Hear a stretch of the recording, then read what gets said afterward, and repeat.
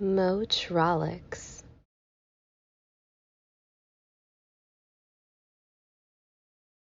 All right, folks, so I do have a bit of time in the passenger seat of the Lyriq as my co-pilot drives the car.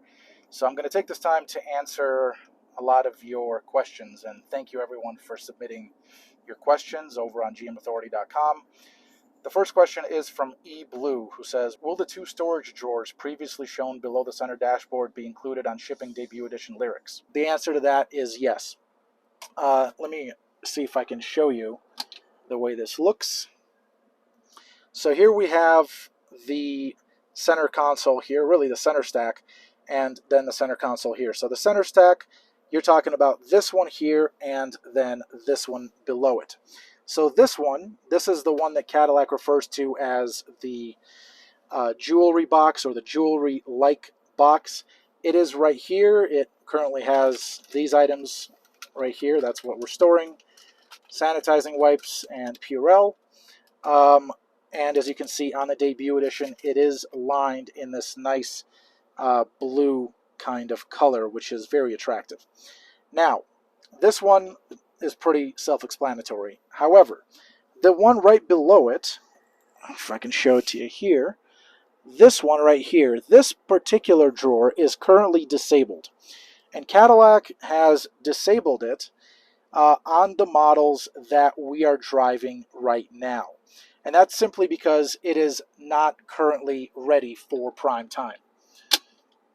So, if I can make sure I'm still talking here, by the time that the Lyriq debut edition ships, however, the program managers and the engineers have assured me that the bottom drawer will function and it will open like this towards the bottom.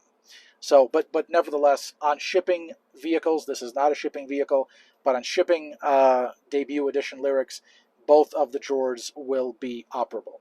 Thank you so much for the question. Okay, we have a question about showing the boot up sequence of the screen and the infotainment system. Well, let me do that right now. So I'm going to enter the vehicle by pressing this button, and that's going to pop the door open, and I will pull it with this handle. And let me show you the boot up sequence. Here we are. Press the start button.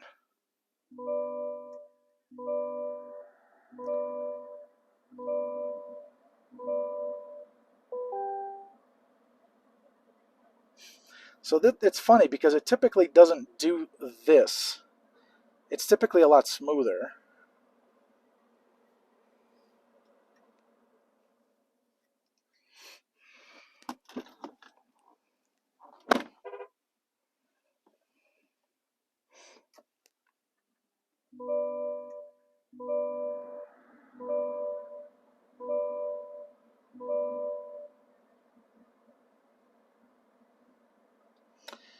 So this is the funny thing, is that it's doing it like this right now. But typically, it is not like this at all. Typically, there is kind of a much more gradual sequence, a much more gradual animation here, and it's a lot smoother. The screen doesn't go blank. So I will attribute to what you just saw to this being a pre-production unit that isn't fully ready for shipping. So the final answer to this, the final animation, that's still going to be programmed into the vehicles before they start shipping. Next question comes from Keith Herod, who asks, how quiet is the ride, including the road noise, the vibration, etc.? Keith, I have to tell you, this is one of the quietest, probably the quietest vehicle I have ever driven in my life. It is truly that quiet. With no internal combustion engine in place, obviously that removes all of those noises and sounds.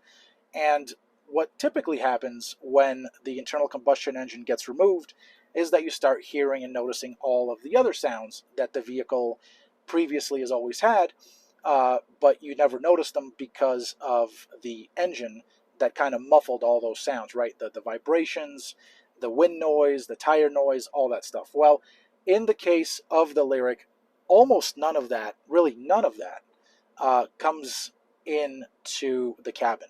Cabin is dead silent. It's like a vault in here. You don't hear much of the wind. I haven't heard any of the wind noise thus far, and I've driven this for a few hours yesterday and a few hours today. I have yet to hear a substantial amount of tire noise. You do hear some of the tires, not a lot. And so there's nothing else outside of that. There's no vibrations. There's no any other kind of squeaks or rattles. Really, the car is just purely dead silent. That's truly how good it is. Matt asks, does the AC work well? My kids are roasting in the back of my Model S. I'm sure they are, Matt. So the AC works well. There is, right now I have it on the low temperature setting, and I can put it all the way up, the fan speed, all the way up to 8, which really, circulates a lot more air. But there are two AC vents back here. In fact, let me hop back there and I'll talk to you from there right now. So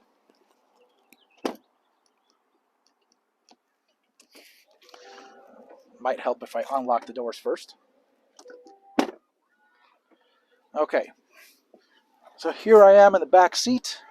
The vents are open. There are no temperature controls here, but the vents are certainly here present and accounted for. There's a healthy amount of air coming out of them, so they should be fine for anybody sitting back here. Notice that I have the sunshade closed over the glass roof, so that's a big factor in, I think, keeping this cabin cool, is this sunshade plus obviously the fact that the AC vents are here. So I'd say, yeah, they're pretty good, they're pretty functional, and they do a good job of providing airflow back here to the rear seat. I think that your kids will feel better back here than they will in the Tesla. Next up is Cadillac fan, who asks, how's the pleather on the inside? And how cheap does the massive plastic grille look in person? It's a loaded question, don't you think, Cadillac fan? Okay, I'll play along. The pleather, as you call it, it's actually very good. If I would not have known that this was pleather, I would have never known. If someone wouldn't have told me, if I wouldn't have read the spec sheet, if I wouldn't have read the order guide, I would have never known that this is not real leather, right? It feels good to the touch. First of all, it looks good. Second of all, it feels good to the touch. So just on both of those accounts right there, I think it's a job well done. Beyond that, though, there's also the matter of seat comfort, and these seats are really comfortable. The seat cushion is well done. I have not experienced any kind of discomfort in these seats. And that brings us to this second part of your question, which is, of course, the grille. Well, I have not yet experienced the grille to look cheap in any way. So it's daylight right now. Here we are. There's the grille. To me, it doesn't look anything cheap or anything like it's cheap at all. I think it's actually quite attractive, and the animation sequence, the lighting sequence here, I think it makes it even more so, the darker that it gets. But during the day, here's how it looks. I don't think it's cheap whatsoever. And there you have it. Thanks for the question. Okay, next we have a question from Tangled Thorns, who says, I'm curious about the lack of frunk, especially since the hood looks very long. Can we see photos underneath the hood, please? Yes, I will show you under the hood in just a second. But first, what I will tell you is that technically is a frunk. It's just not in the front. It's technically in the rear. And no, I am not talking about the big actual cargo space back there, the actual trunk. So first and foremost, the frunk. Let me show you that. I'm going to pop it here by pulling twice on this lever. And let's take a look at it. Actually, while I do that, I'm also going to open the hatch. Okay, so the frunk, or whatever's under the hood. Ta-da! There you have it. So this clearly has all kinds of plastic stuff on it, plastic shielding. It is treated well with this Cadillac logo and these three lines that have been something that Cadillac is using, has been using over the past several years to treat its engine bays on its ICE models. There's also the windshield washer fluid access right here. But I will tell you this, there's a bunch of controllers under here. If you pop this, it's a bunch of controllers and a bunch of things that Cadillac has placed underneath here. Why have they done that? Well, they've done that to maximize space back here. Now, this might sound like a bunch of lip service, right? Oh, we did it because we want to maximize space in the back. Well, okay, it actually isn't lip service. Here's why. First and foremost, this trunk already, as it stands, is already pretty sizable. Take a look at that. It's quite a bit of space back here. But what ended up happening was they also gave us a frunk. It's just here, underneath this cover. So I have some things stored in here right now, but just to give you an idea, I have my camera, I have my camera bag, and some waters. But what you see here is a pretty sizable under floor storage area. And so this could have been in the front, but what Cadillac ended up doing is just putting it back here instead. And to make things even better, let me put all this back here real quick. To make things even better is that this also has it can also store the cargo shade, or I guess you can call it the privacy shade for the cargo area, and the charger as well in this leather briefcase, which is quite fitting for a Cadillac. So technically there is a frunk, it's just here in the trunk itself. Personally, I prefer it to be here rather than in the front, because this means I really only have to open one access door. I don't have to go to the trunk, to the actual trunk here, and then open it and then get some things out of here, and then run around to the front and pop the frunk.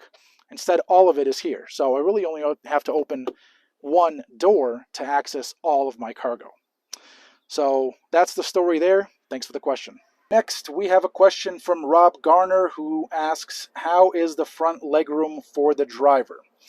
Well, Rob, thanks for the question. The legroom is plentiful. So I'm 5'9". I might not be the best barometer to determine how much room there is maybe for a tall person, which I have a feeling you might be asking about that. So what I'm going to end up doing is just scooting the seat all the way back, just to show you how much legroom there is. So again, I'm 5'9". With the seat all the way back, and this is where it is, I can barely reach the pedals. And it does take me past the B pillar here as far as the seating position goes. So I'd say there's quite a bit of room. Again, I can't really reach the pedals. I mean, I can barely reach them, right? But I wouldn't drive this way. But yeah, I'd say there's quite a bit of legroom here in the front. Obviously, moving this seat, the front seat, all the way back will encroach on the rear seat space. Now, Chris asks a similar question about interior room as well. Chris says, how does the back seat feel from a headroom, legroom, and width standpoints? Is it something someone 6'4" or max 5'10" could sit in with someone similar height in the front? How practical is it for a family with growing kids? Well, Chris, thanks for the question. I will say the following.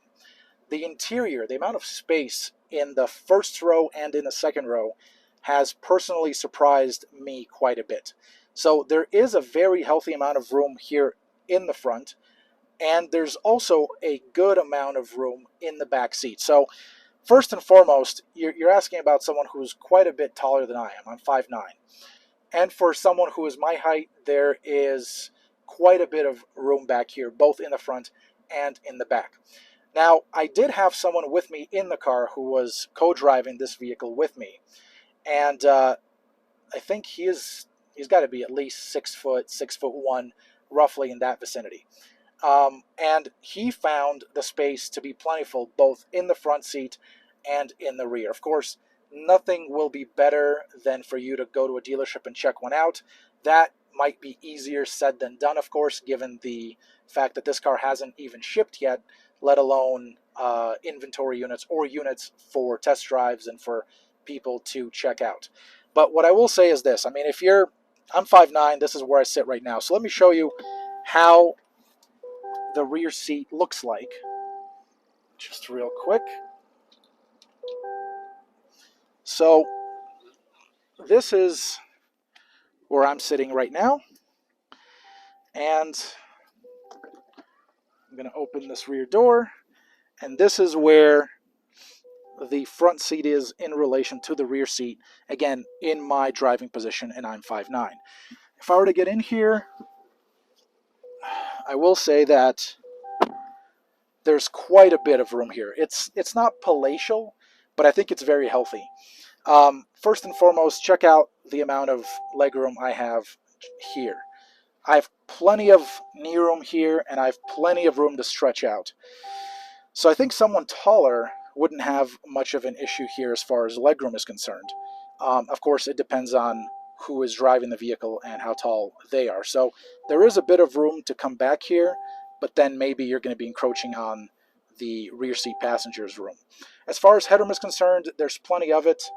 Let me flip the camera around and show you. So this is me, and this is how much space there is above my head. So I'd say quite a bit more room. And if you have someone with a taller torso, I'm going to try to emulate that. I mean, there's quite a bit of room here. This seat also does recline. So I believe right now it is in the reclined most position. And someone who probably wants to maximize headroom, you probably want to recline it a bit, so you're going to be over here. So hopefully that helps, and again, thanks for the question. Our next question comes from Marty, who asks, how is the ride quality and the steering feel? Is it floaty, firm, sporty? Marty, I have to say the ride quality is very good. It is, I would say that it's a perfect balance between being soft and sporty, or soft and firm. I think it's right in between. The team has done quite a bit to really tune the suspension here, first by having a very stiff architecture, and then by in that that allowed them to tune the dampers exactly the way they wanted the dampers to be tuned. And so the end result is really just a very, very good ride quality. It's not too soft, it's not too harsh, it's somewhere in the middle, and I think that middle ground is just a very healthy balance. Okay, our next question comes from Lisa, who asks, I'm short, 5'2", and I'm used to driving a 2017 Honda CR-V. How much lower will I sit in the Lyriq? And secondly, how rough are the 22-inch tires which we ordered? Well, as far as the seat height, I'm not quite sure I'm best equipped to answer your question at the moment, just because I don't have a CR-V next to me to compare the Lyriq to. But what I will say is that you can really boost the seat cushion height, the seat height overall of the Lyriq quite high. I was actually checking this out yesterday, and you can really boost it up to pretty high levels, to the point where I'm 5'9", I'm almost touching the ceiling with my head. So hopefully that is helpful in that regard. Although, of course, for the best possible answer, you're probably going to want to compare your CR-V to the Lyriq side by side. Of course, at the moment, that is easier said than done, just because there are no Lyriqs out there. As for the second part of your question, the 22s, the 22-inch wheels have had, well, let me back up a bit. First and foremost, I have not driven any Lyriq with the 20s. I've only driven, every Lyriq that I've driven has been with the 22s. And so in that regard, I have really no issues with the ride quality here whatsoever. I think the ride quality is very, very good. The bigger wheels do not result in any kind of a harsher ride. They don't, the suspension works really well in conjunction with them. So I would not. I wouldn't have any concerns about getting the Lyriq with the 22s. And for what it's worth, it also looks better as well. Thanks so much for the question. Next up, we have HEC asking, does it drive like a Tesla or more like a VW ID4? It's an interesting question. I think for the purposes of if you're only looking at those two, I think it drives kind of in between those two. That's really, in my opinion, the best way to describe it. The ID4 is very appliancey in the way it drives. It's very uninspired. Whereas the Tesla, where that's kind of on the other end of that same extreme. So looking at it from that point of view, the Lyriq strikes a very nice middle ground between both of those vehicles. It is very engaging. It is quite just a joy to drive overall. So I don't know if it drives more like one or the other. I think it drives like a Cadillac, and I think that's a very good thing for many reasons. One is because of, it is its own thing.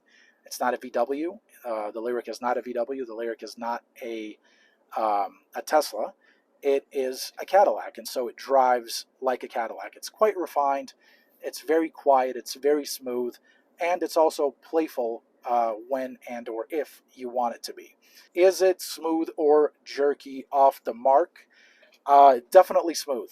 It is most definitely very smooth off the line. I would definitely not call anything about the Lyriq jerky unless you're driving it that way, but that's really up to you. But it's very difficult to make this car drive in a jerky type of fashion. And then lastly, the last part of your question, is the material for the seats comfortable? Yes. Yes, it absolutely is. The material is good, and the seats themselves are comfortable. And these are two separate things, because you could have a great material on a crappy seat that isn't comfortable, and there you're going to, end up with a situation where, well, you have an uncomfortable seat with a good material. And vice versa. You can have a very bad material on a comfortable seat, and then you end up with, well, a comfortable seat, but you don't want to sit in it. In the case of the Lyriq, it's really the best of both worlds. The seating material is nice.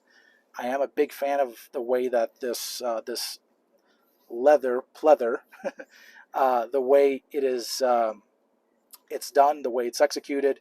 I do like the perforations as well. The color I'm a big fan of, and I like the blue piping that runs the middle of the debut edition, the seat back of the debut edition. And then beyond that, the actual seat cushion itself is also very nice. So, like I said, in the Lyriq, it's really a best of both worlds type of thing. And I think they did a great job. Thanks for the question. Next, we have a question from Lynn, who asks, how's the acceleration? Hopefully not too slow to move initially. And no, by no means is this vehicle slow. I would say that it is quite quick. I'd say that it's even fast, depending on what your perspective is and where you're coming from. If you're coming from, for instance, a Cadillac XT5 or an XT6 or even an XT4, then the Lyriq will be fast. It will feel much faster. If you're coming from a CT5V Blackwing, then that's a different story. Then you have,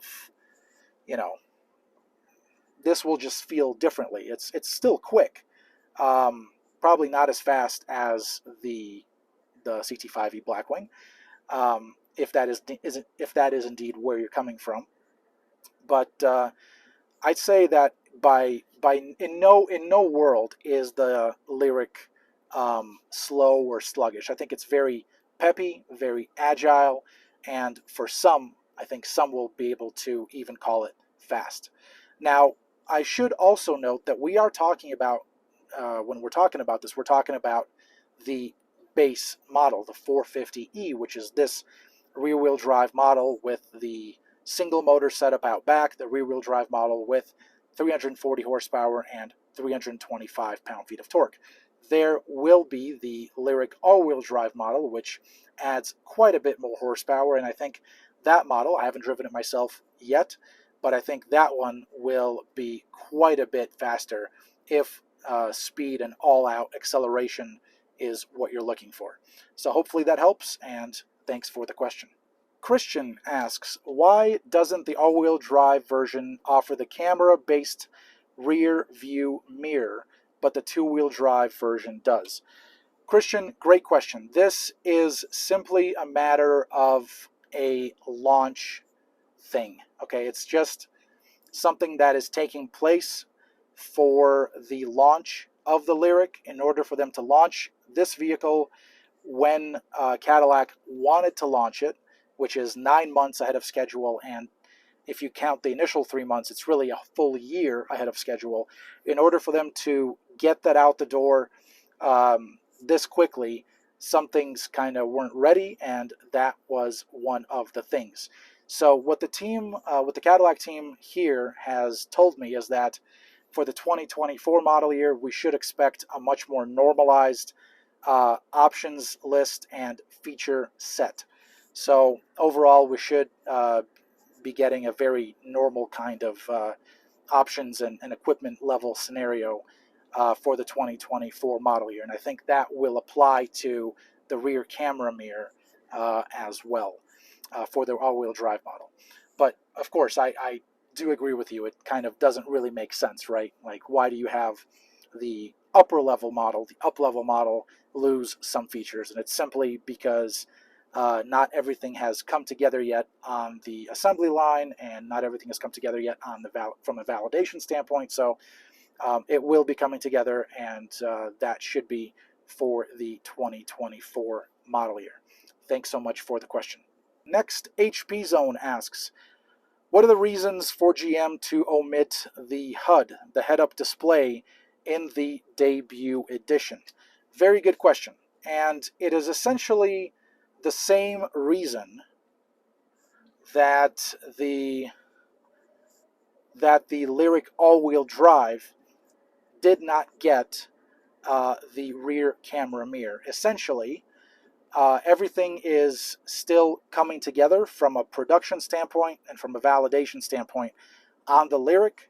So it's not all fully ready yet, and the head-up display was one of those things that was sacrificed in order for Cadillac to launch this vehicle an entire 9 months ahead of schedule. And in fact, if you count the initial 3 months, it's a full year that the Lyriq was launched ahead of schedule. So essentially, certain things kind of need to give in order for that to take place.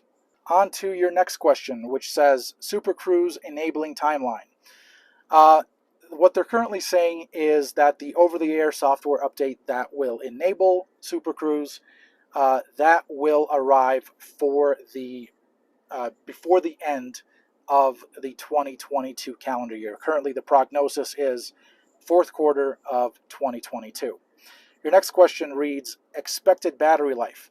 That is not something that they are discussing quite yet, but what I will say is that there is the powertrain warranty on these, and so we should expect, whatever the powertrain warranty is, we should expect the battery to last at least that long, if not longer. So that's the best I can do at the moment.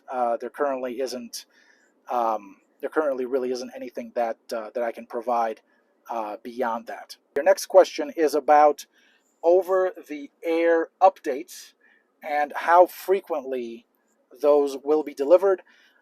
That's not something that the team is currently sharing any details about right now.